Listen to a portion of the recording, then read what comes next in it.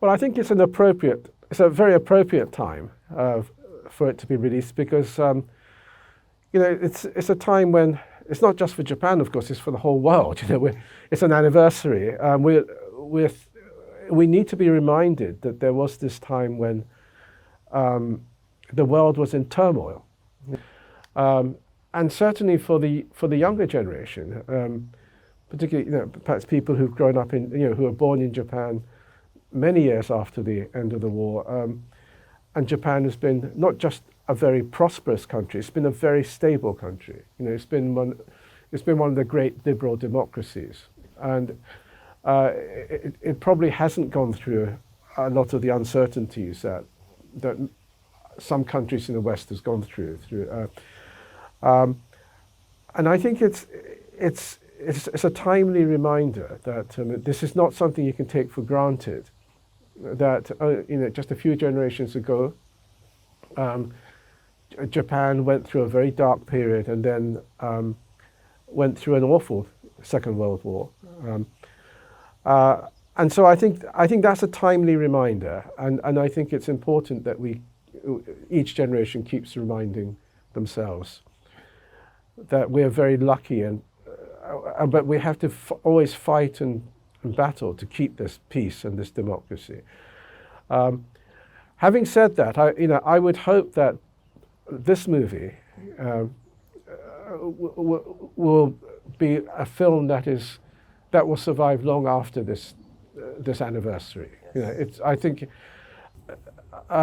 just as my book has somehow survived for 42 years and it's remained in print all of that time, I would hope that Ishikawa-san's film would also last for decades after the anniversary. And I think it's a film that I'm hoping it will be a film that will be quite universal and timeless because it's about because in the end it's about how people recover from the worst things.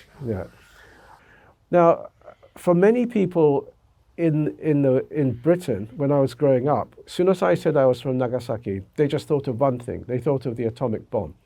And they thought of Nagasaki as this place of death and devastation. And this was quite strange for me because, of course, for me, Nagasaki was indeed a place of hope and optimism. The atmosphere in Nagasaki was that time when people were growing confident. And there was this sense of wonder and amazement about every month there'll be some sort of new piece of electronics that appeared that nobody had seen before, or there was a new building built or something. So there was this real sense of things getting better and the economy getting better, and everybody was optimistic. And of course, Nagasaki itself is a very beautiful city. There's a lot of sea and mountains. Often you can see these two things together. And so even the visual images I have of Nagasaki is of sun and sea and open sky and mountains and trees. I mean, the atmosphere is one of regeneration and moving forward. So it's completely different to this image that British people had of this devastated place. And I didn't really think about the atomic bomb until I was much older, and living in England. For me, Nagasaki was this place where people were looking forward to the future. And of course, a lot of the industry was picking up their Mitsubishi in the shipyards, and everything was regenerating. And our family itself was one that, my father was wanting to come to Britain, and he went to the United States to further his own scientific research. So it was a time of looking outward. And Nagasaki has always had this tradition of being a gateway to the international world. I mean, this goes back to ancient times. And so I think of Nagasaki like that. It's a doorway to the outer world, and it was also, for me personally, it's a place that ushered in this modern era of modern Japan and the modern world.